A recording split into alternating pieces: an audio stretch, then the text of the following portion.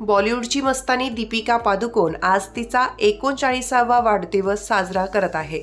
दीपिका सद्यस्थितीत बॉलिवूडमधील टॉप अभिनेत्रींमध्ये गणली जाते. प्रेक्षकांना अपेक्षित सर्व गोष्टी दीपिकामध्ये आहे, जसं की थोडासा नाजूकपणा, थोडा खोडकरपणा आणि थोडा तटस्थपणा देखील. कधी लीलाची भूमिका साकारून दीपिकाने लोकांच्या मनात प्रवेश केला, तर कधी नैनाची भूमिका साकारून आपल्या हास्याने तिने लोकांना वेड लावलं. दीपिका ही रणवीर सिंगची पत्नी आणि त्याच्या बाळाची आई आहे. चला तर जाणून घेऊया या बॉलिवूडमधील मस्तानीच्या जीवनाविषयी आणि तिच्या प्रसिद्ध झालेल्या चित्रपटांविषयी. सर्वात आधी आपण जाणून घेऊया दीपिकाचे टॉप 5 चित्रपट. पिकू. जर आपण दीपिका पादुकोणच्या कारकिर्दीतील सर्वोत्कृष्ट चित्रपटांबद्दल बोललो तर तो म्हणजे सुजीत सरकार दिग्दर्शित पिकू हा कॉमेडी चित्रपट आहे, ज्यामध्ये तिची व्यक्तिरेखा प्रत्येकासाठी प्रेरणादायी आहे, जी तिचे संपूर्ण आयुष्य तिच्या वृद्ध वडिलांच्या सेवेत घालवते. या चित्रपटात दीपिकासोबत अमिताभ बच्चन आणि इरफान खान यांसारखे कलाकार मुख्य भूमिकेत होते. पद्मावत. दीपिका पादुकोणच्या पद्मावत चित्रपटाने बॉक्स ऑफिसवर 585 कोटींची बंपर कमाई केली होती. 2018 मध्ये प्रदर्शित झालेल्या या चित्रपटाने दीपिकाने प्रेक्षकांना खूप प्रभावित केलं.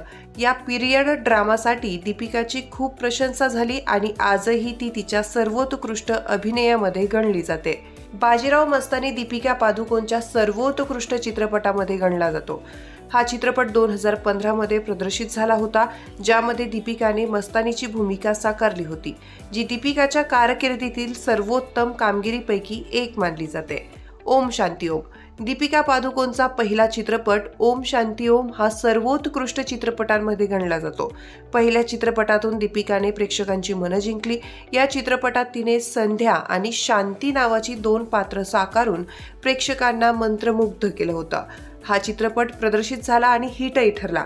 यासोबतच दीपिकाचं नशीबही सुधारलं. ये जवानी है दिवानी. 2013 मध्ये दीपिका पादुकोणचा रणबीर कपूर सोबतचा ये जवानी है दिवानी हा चित्रपट प्रदर्शित झाला होता, ज्यामध्ये दीपिकाने नैना तलवार या मुलीची भूमिका साकारली होती.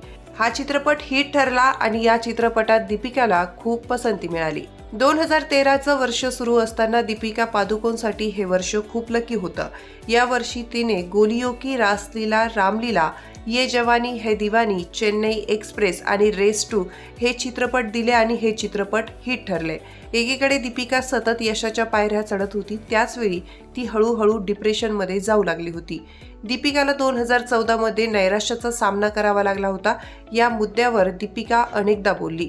तिच्या नैराश्याच्या दिवसांबद्दल सांगताना दीपिकाने सांगितलं होतं की त्या दिवसात एक वेळ अशी आली होती की ती आत्महत्येचा विचार करू लागली होती. दीपिका पादुकोणने एका मुलाखतीत खुलासा केला होता की तिच्या आईने तिला नैराश्यातून बाहेर काढण्यास मदत केली होती.